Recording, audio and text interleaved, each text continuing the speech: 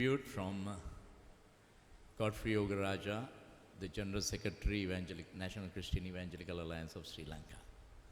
Reverend Neville Koch was one of the leaders who played a pioneering role in building the Evangelical Fellowship of Ceylon. He was also instrumental in establishing TAFTI in 1972 and Leeds in the 1980s, both being complementing ministries of the Evangelical Alliance. Reverend Neville Koch was also the first principal of the Colombo Theological Seminary.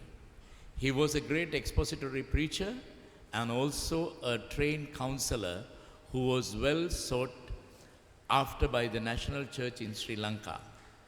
He for many years had the distinction of being a board member of the Evangelical Alliance as well as a National Christian Council and chaired both boards as well.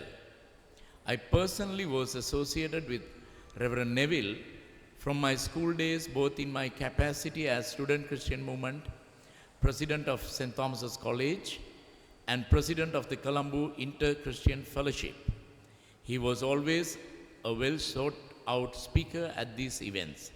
Later, as a youth leader in the Methodist Church, I would always invite him for our camps and programs to speak on a variety of topics. In times of struggle and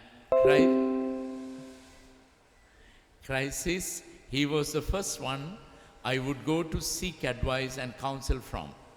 In fact, I am grateful to the fact that he even conducted my marriage service. God used him tremendously in the life of the church in Sri Lanka. He was most of all a pastor and cared for people in a very personal way. His moving to Australia was a big loss for the entire church in Sri Lanka. The church lost someone who ministered to many in Christian leadership in the national church who would come to Neville and share their innermost struggles and failures.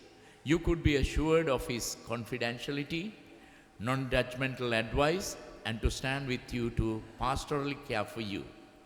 God used him like the balm of Gilead to heal and bind wounds of the broken, hurt, and emotionally damaged.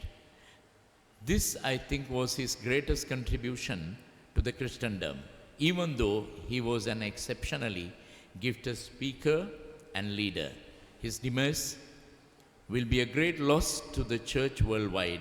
Our prayers are with his family and the church. May God bless you.